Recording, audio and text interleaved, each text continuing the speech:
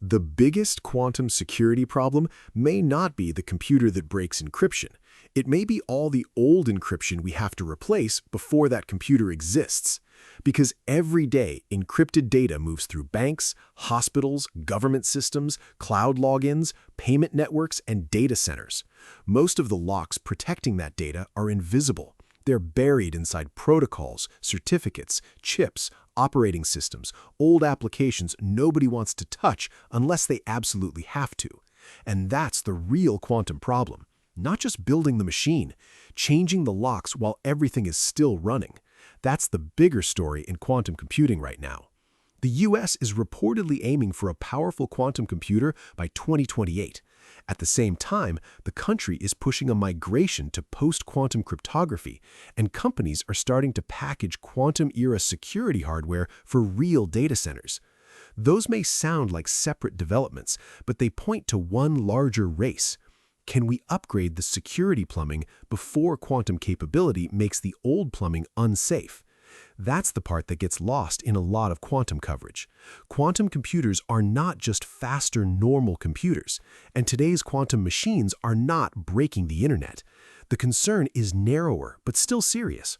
A sufficiently large, fault-tolerant quantum computer could threaten some widely used public key encryption systems, especially systems like RSA. Not all encryption, not every security tool, not the entire internet overnight, but enough of the trust layer that governments, banks, cloud providers, hospitals, and critical infrastructure operators have to prepare now. That's where post-quantum cryptography comes in. Post-quantum cryptography, or PQC, means cryptographic methods designed to resist attacks from both ordinary computers and future quantum computers. In plain English, new locks for a world where some old locks may eventually be picked. But designing the new locks is not the hardest part. Installing them everywhere is. That's why the US timeline matters. The reported executive orders point in two directions at once. One side is ambition, build a powerful quantum computer by 2028. The other side is defense, begin moving national systems towards post-quantum cryptography with pilot implementation targeted before broader adoption later. That pairing is important. It says quantum is no longer being treated only as a research race. It's being treated as an operations problem. Because you don't wait for a dangerous quantum computer to arrive and then calmly replace cryptography across federal systems, contractors, banks, hospitals, cloud services, and infrastructure.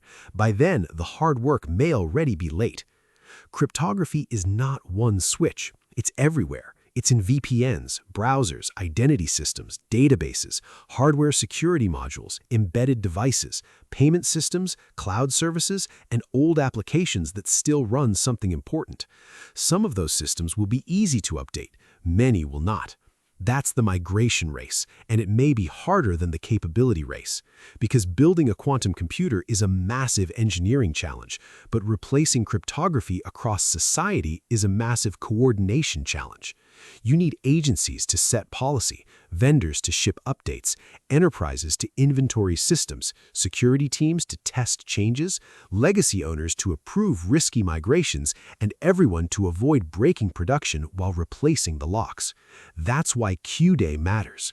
Q-Day is the point when quantum computers become powerful enough to break some widely used encryption systems. But the better way to think about Q-Day is not as one dramatic morning when everything fails. It's a planning threshold. The danger starts earlier for data that still needs to remain secret years from now.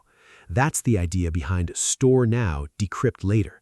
An attacker can capture encrypted data today, keep it, and try to decrypt it in the future when quantum tools are stronger. That matters most for long-lived secrets, government information, health records, financial data, infrastructure details, intellectual property, anything that is still sensitive 5, 10, or 20 years from now. So the practical question is not only when will quantum computers be ready, it's how long does our data need to stay secret? If the answer is a long time, then waiting may already be the wrong strategy. Now add the hardware layer. Fraunhofer IPMS introduced QDice, a rack-mounted quantum random number generator aimed at data center use. The reported number is 4.1 gigabits per second of random number throughput. That sounds technical, but the basic idea is simple. Encryption depends on keys.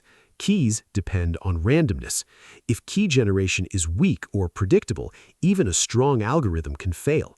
So QDICE is being positioned as a way to bring high-quality entropy, meaning unpredictability, into real infrastructure, not just laboratory setups.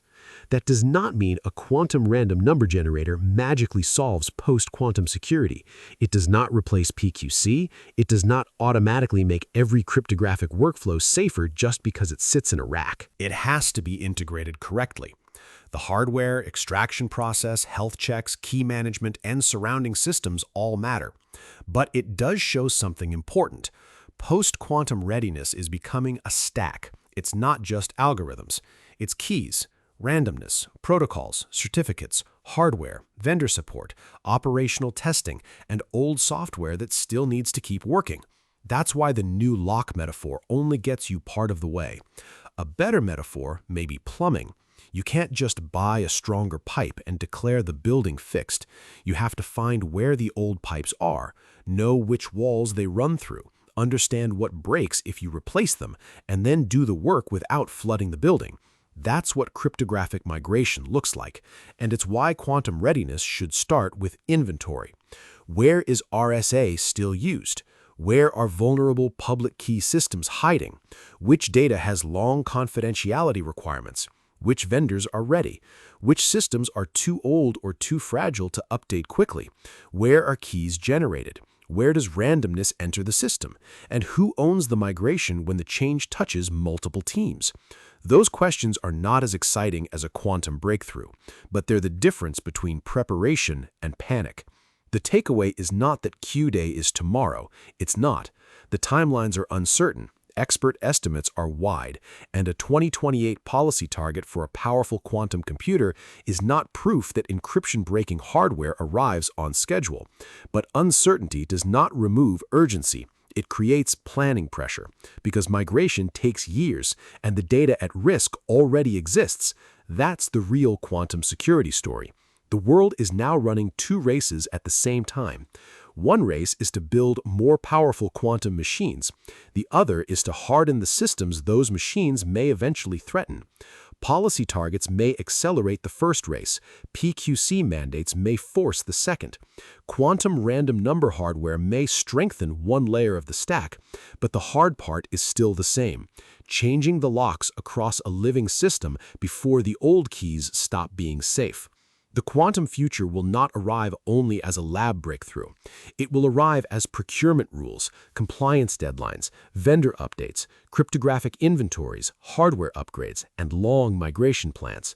Not glamorous, but essential, because the real quantum race is not just who builds the machine first, it's who replaces the invisible locks in time. If you found this useful, a like and subscribe helps us keep making more of these videos. Thanks for watching.